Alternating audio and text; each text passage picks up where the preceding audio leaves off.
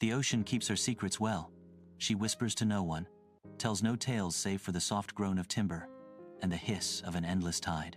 And once in a generation, she offers us a glimpse, a riddle, wrapped in salt and silence. It was the winter of 1872 when such a riddle came to rest upon the Atlantic. A merchant brigantine named Mary Celeste adrift, unclaimed and eerily alive. No cries, no blood, no signs of struggle, only a table half set for breakfast. A captain's log stopped mid-entry, a ship's wheel turning aimlessly in the wind. The crew, 10 souls, had vanished into mist, and to this day, not one has ever been found. To know where this ghost story begins, we must look back to the men and women who boarded her with hope, never dreaming that the sea had already written their epitaph. Late October, 1872. At the bustling East River docks of New York City, the Mary Celeste rocked gently at berth, a proud brigantine of 282 tons. Sleek, sturdy, owned by a man of quiet faith and unshakable discipline, Captain Benjamin Spooner Briggs.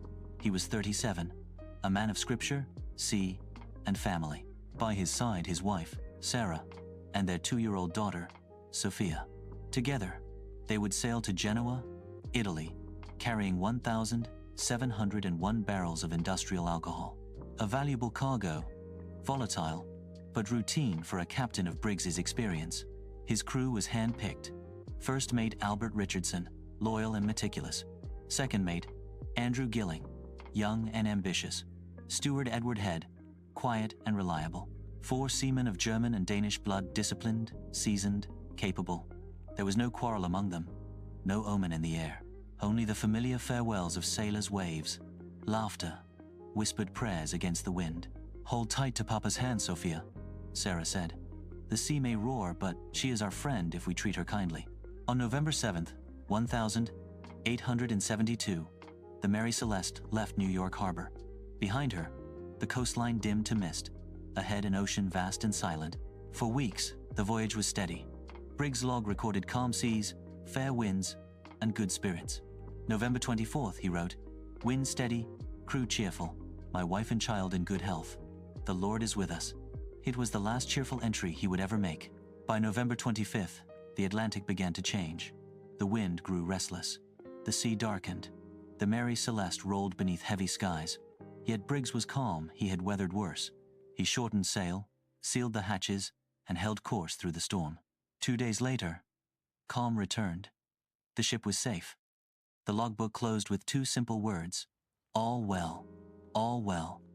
The last words ever written aboard the Mary Celeste. 9 days later, she would be found drifting alone.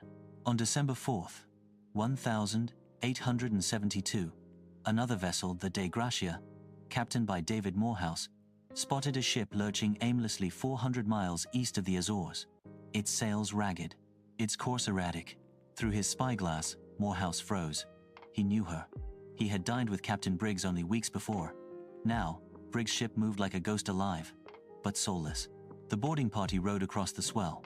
When they climbed aboard, they called out, but no one answered. The decks were empty, the cabins untouched, the captain's clothes folded neatly. A child's doll lay face down on the floor. In the galley, a meal half prepared. In the cabin, a pot of tea, long cold. On the captain's desk, the logbook rested, its final line dated 9 days earlier. The ship was seaworthy, her cargo intact, her provisions abundant, yet every human soul was gone.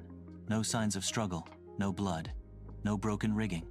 Only one mystery: the ship's pumps had been dismantled, and a few feet of water sloshed in the hold. Not enough to sink her, but perhaps enough to spark fear. Some whispered that Briggs had feared the alcohol fumes, that one spark could ignite the ship. Others thought a storm had torn the lifeboat loose. Some said something else had come for them. The Dei Gratia towed her to Gibraltar, and as she followed behind, groaning, whispering, swaying with unseen rhythm, sailors swore they heard voices, a woman's hum, a child's laughter in the wind. By the time she reached port, even hardened men called her haunted. The inquiry at Gibraltar could not explain what had happened. The ship was sound, the cargo unspoiled. No crime, no proof, no reason. Only one conclusion: cause unknown. And with those words, a legend was born. Theories of the abyss. In every mystery lies hunger, the need to know. to fill the silence with meaning. The first whispers spoke of mutiny, but there was no blood, no violence. Briggs was no tyrant. His men, no killers. The decks were too clean for chaos. Then came pirates. But pirates take gold, not ghosts. The valuables remained untouched. Then the seaquake theory that invisible tremors had shaken the ship, panicking the crew. Yet the hull was unscarred. Most convincing was the alcohol explosion theory. 9 barrels found empty, fumes escaping the hold. A sudden, invisible burst, loud but flameless enough to terrify. Briggs, fearing fire, may have ordered evacuation. A rope tethered them to the ship, then a gust, a wave, and they were gone. The Mary Celeste drifted on, masterless. But even that theory feels too neat, too rational. Others turned to superstition. They said she was cursed, that blue lights Street Elmo's fire danced upon her masts, that her first captain's death bound a spirit to her wood, that something unseen reached from the deep and took them. To laugh is easy, to explain harder. For the sea is an old, unyielding god, and she keeps her secrets. Echoes across time. When she was found, she was merely an abandoned ship. But stories, like tides, return. The Mary Celeste refused to fade. The newspapers named her the ghost ship of the Atlantic. Some said the food was still warm, the log left mid-sentence. Myths multiplied because facts are quiet, and silence demands a story. Years later, a young writer, Arthur Conan Doyle, retold her tale as fiction, calling her the Marie Celeste. One letter changed, the truth forever blurred. From then on, the Mary Celeste became more legend than vessel. Each new owner met ruin. Each captain who dared sail her fell to misfortune. Until 1885, when her final master scuttled her for insurance near Haiti. The fraud failed. He died penniless. The ship sank, but the story did not. Films, books, songs, all carried her onward. To some, she became a symbol of mystery. To others, a mirror of our need for answers.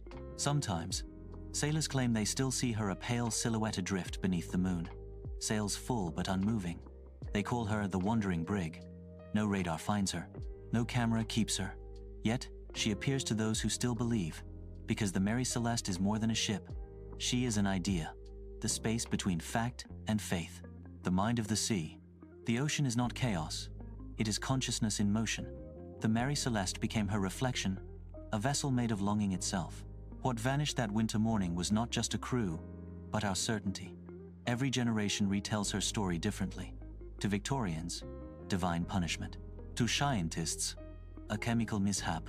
To poets, a metaphor for the unknown.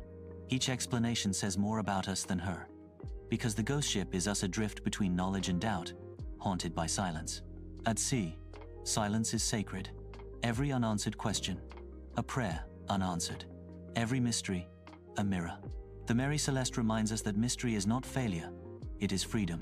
If you stand at the edge of the Atlantic on a quiet night, when the stars hang low and the tide sighs against the sand, listen closely. You might hear it, the faint creak of a mast, the echo of boots that never return, the whisper of a ship still sailing. Her name is Mary Celeste.